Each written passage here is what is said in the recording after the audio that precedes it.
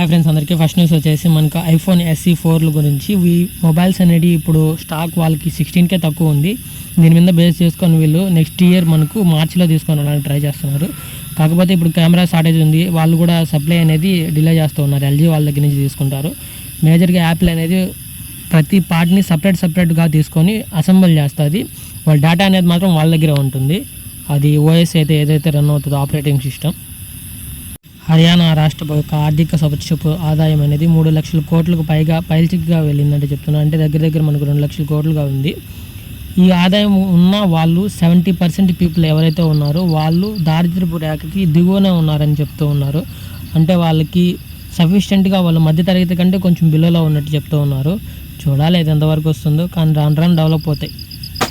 నోయిడా గ్రూప్స్తోని వీళ్ళు కొత్త ట్రైన్ని తీసుకొని రావడానికి ట్రై చేస్తూ ఉన్నారు. దీనికి 1500 కోట్లు కేటాయించినట్టు చెప్తున్నారు. కొత్తగా అంటే వీళ్ళు RRTSC అనే ట్రాక్ని తీసుకొని రాబోతున్నారు. ఈ బుల్లెట్ ట్రైన్స్ ఇవి మొత్తం ఇప్పుడు ఆల్రెడీ బెంగళూరు కూడా అనౌన్స్ చేస్తున్నది. అంటే 175 కిలోమీటర్ల వరకు వేస్తామని. దాంట్లో విలీనం అయి ఉండొచ్చు. ఇంత ఈ పెట్టుబడులు అనేవి ఏమవుతాయంటే రాను మనకు ఫ్యూచర్లో జనరేట్ అవుతాయి ఇంకా మోర్ దెన్ ఇన్కమ్స్ని. ఈమె పేరు నిషా, ఏమో ఉత్తరప్రదేశ్కి చెందిన ఉమెన్.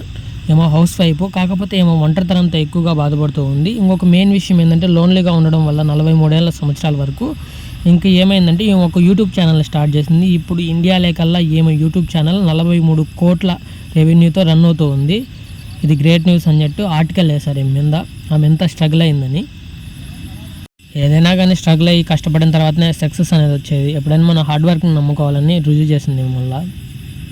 భారతదేశంలో రన్ అయ్యే GDP వ్యవస్థ ఇవి జిల్లాల వారీగా తీసుకున్నాం, రాష్ట్రాలు ఉంటాయి. అక్కడ బ్లూ డాట్లో ఉండేటివన్నీ సంపన్నగా ఉండేవి, బాగా రెవెన్యూ జనరేట్ చేసేటివి. అక్కడ వైట్లో ఉన్నట్టు కూడా పర్వాలా, ఆరెంజ్, రెడ్ అనేది 0. అక్కడ బిలో యావరేజ్ అంటే దారిద్ర్యపు రేఖ కంటే చాలా బిలోలో ఉండేటివి. ఈ విధంగా ఉంది ఈ సూచన అనేది.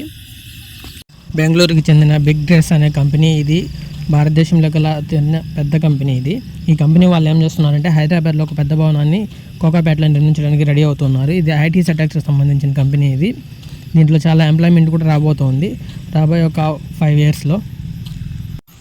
ఎయిర్ ఇండియా వాళ్ళు ఒక కొత్త ప్రపోజల్ చేశారు. ఎవరైతే ముస్లిమ్స్ వాళ్ళు ట్రావెల్ చేస్తూ ఉంటారో వాళ్ళ విమానాల్లో వాళ్ళకి మాత్రమే హలాల్ చేసిన భోజనాలను అందిస్తామని చెప్తూ ఉన్నారు. మిగతా ప్యాసింజర్లు ఎవరైతే ఉన్నారో హిందువులు కానీ సిక్కులు కానీ మిగతా వాళ్ళకి ఎటువంటి హలాల్ చేసిన భోజనం ఇవ్వము, సర్టిఫై అయిన హలాల్ భోజనం మాత్రమే ఇస్తామని వాళ్ళు చెప్పినట్టుగా ఉంది. కాకపోతే వాళ్ళకి ID చూపించాల్సి ఉంటుంది.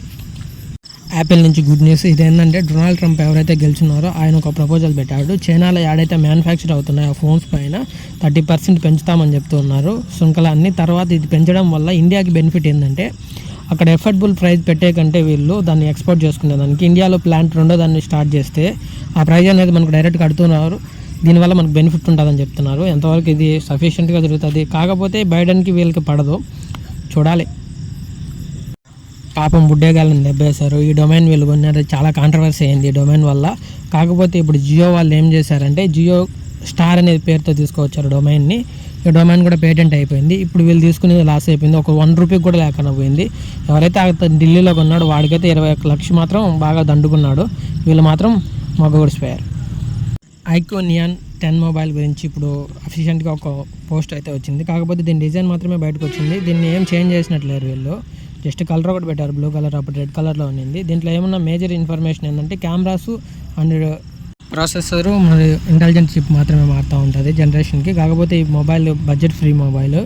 చూడాలి ఎంతవరకు ఇది జనవరిలో వస్తుంది అంటున్నారు, మేబీ రావచ్చు. Thanks for watching Sara technology and filmy updates.